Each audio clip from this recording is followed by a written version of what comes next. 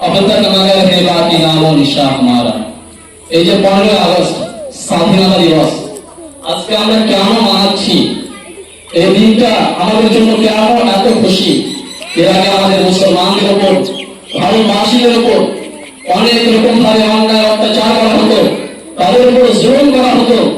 কিন্তু যখন একের পর এক সহ্য না করতে পেরে সর্বপ্রথম ফতোয়া দিয়ে দিলেন আল্লামা ফজলুল হক খায়রবাদী আলাইহি রহমান, তিনি ঘোষণা করে দিলেন যে আর আমাদেরকে দাঁড়িয়ে থাকলে হবে না, আর আমাদেরকে শুয়ে থাকলে হবে না, আর আমাদেরকে আরাম করলে হবে না।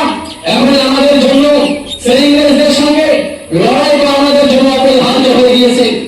তিনি বললেন আমাদেরকে লড়াই করা তাদের উপর ওয়াজিব হয়ে গিয়েছে।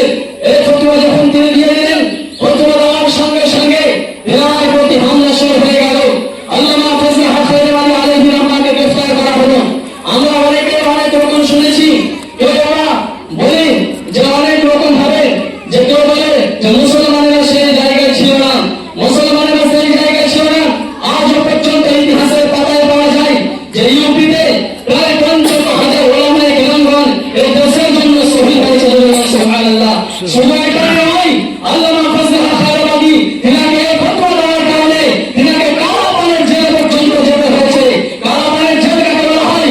যে জেলের কথা শুনলে মানুষ আপনার কান্না আরম্ভ করে দিত, মানুষ আপনার কি করতো, হতভম্ব হয়ে যেত, ভয়ে চক্ষু করতে লাগতো। আল্লামা ফজলুল হক খায়রবাদীকে সেই জায়গায় পর্যন্ত যেতে হয়েছিল। সেই জায়গাটা কোথায়? আন্দামানের একটা দ্বীপের মধ্যে, যেখানে আপনার ব্রিটিশের আমলে যেখানে আপনার একটা কারাগার তৈরি করা হয়েছিল, যে কারাগারটা ছিল আপনার চারিদিকে নদী আর এক জায়গায় একটা দ্বীপের মতো জায়গা, সেইখানে সেই কারাগারটা তৈরি করা হয়েছিল।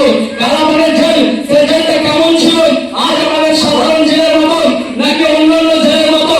তো বলা হয়েছে ইতিহাসের পাতায় যে সেই কারাগার জেলটা ছিল, সেই জেলটা ছিল যে মানুষ যে জায়গায় থাকতো সেই জায়গায় দুটো করে পাত্র দেওয়া হতো। একটা পাত্রতে নিজে খাবার খেত, নিজে আপনার কি করতো, খাবার দাবার খেত। আরেকটা পাত্রতে আপনার মলত্যাগ করতো। মলত্যাগ করার জন্য কোন বাথরুমের ব্যবস্থা ছিল না, পানি পান করার জন্য কোন হাইফাই জায়গা ছিল না, খাবার খাওয়ার জন্য কোন আপনার হাইফাই খাবার ছিল না। আপনার বলা হয়েছে আল্লামা ফজলুল হক খায়রবাদী আলাইহি রহমান জীবনীতে আপনার লেখা আছে যে তিনাকে যখন খাবার দেওয়া হতো, সবজি ছিল কিসের জানেন? মাছের লতা পাতা দিয়ে সবজি বানানো হতো। আর রুটিগুলো যখন দেওয়া হতো, তো রুটিতে আপনার বালি মিশিয়ে দেওয়া হতো। যখন পানি দেওয়া হতো, পানিগুলো গরম পানি ছিল, এমন পানি, এমন খাবার যেগুলো খাওয়ার যোগ্য না। পানি এত গরম যে আপনার পান করলে মনে হয় শরীরে সমস্ত কিছু ভুষা পড়ে যাবে। আল্লামা ফজলুল হক খায়রবাদী আলাইহি রহমান তিনাকে যখন দেওয়া হতো, তিনি মনে করতেন পানিটা একটু পরে খাবো, একটু ঠান্ডা হলে খাবো, কিন্তু সেই সুযোগটা আর দেওয়া হতো না। আল্লামা ফজলুল হক খায়রবাদীকে এরকম ভাবে রাখা হয়েছিল যে ঘরটা ছিল এত ছোট ঘর, যেখানে মশা, মাছি, আপনার পিঁপড়ান, আরশোলা, অনেক রকমের পোকামাকড় ছিল। যেখানে আল্লামা ফজলুল হক খায়রবাদী আলাইহি রহমান আপনার গায়ে অনুসরণ করে আল্লামা ফজলুল হক খায়রবাদী আলাইহি রহমান তিনি আপনার অসুস্থ হয়ে পড়লেন। যখন অসুস্থ হয়ে পড়লেন, ওই জায়গার জেলা সাহেব আল্লামা ফজলুল হক খায়রবাদী আলাইহি রহমান নিকটে গেলেন। যাওয়ার পর বললেন যে আপনি তো ভারতবর্ষের একজন বিখ্যাত কবি, একজন বিখ্যাত সাহিত্যিক, একজন বিখ্যাত রাবি, আপনি একজন বিখ্যাত ইমাম। আপনার কাছে আপনার আমার একটা রিকোয়েস্ট, আপনি যদি বলেন তাহলে আমি লন্ডনে গিয়ে আপনার জন্য জামিনের ব্যবস্থা করব। আপনার আল্লামা ফজলুল হক খায়রবাদী আলাইহি রহমান বলেন না না, এটা হলে আমি অনেক আগে পারতাম, অনেক আগে আমাকে অফার দেওয়া হয়েছিল। আপনি ব্রিটিশের দিকে হয়ে যান, আপনি ইংরেজদের দিকে হয়ে যান, তাহলে আপনার জামিন হয়ে যাবে। আল্লামা ফজলুল হক খায়রবাদী বলেন না, আমাদেরকে শিক্ষা দেওয়া হয়নি, আমাদেরকে শিক্ষা দেওয়া হয়েছে এটাই যে তোমরা ততক্ষণ পর্যন্ত কিছু করতে পারবে না যতক্ষণ পর্যন্ত মহান রব্বুল আলামিনের পক্ষ হতে কোনো অর্ডার না আসবে। এরকম ভাবে আল্লামা ফজলুল হক খায়রবাদী যখন বললেন, ওই সময় আপনার জেলা সাহেব বললেন ঠিক আছে, তাহলে আমি কিছু আর বললাম না, এটা আপনার খুশি, এটা আপনার ইচ্ছা, আপনি ভালো জানেন। আপনি একজন জ্ঞানী গুণী, একজন আলেম, একজন রাবি, একজন মুসান্নিফ, একজন সাহিত্যিক, আপনাকে বলার মতো ক্ষমতা আমার নাই।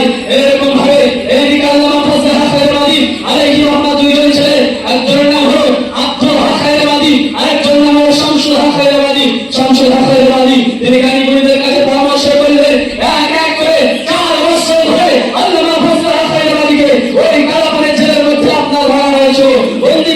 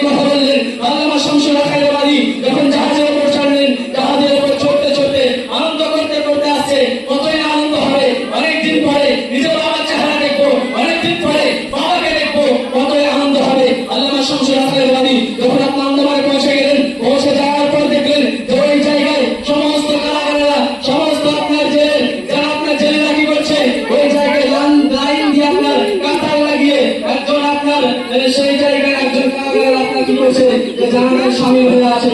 শামসুল হক হায়দ্রাবাদ বলেন, ভাই এই জায়গায় কার জানাজা হচ্ছে আজকে?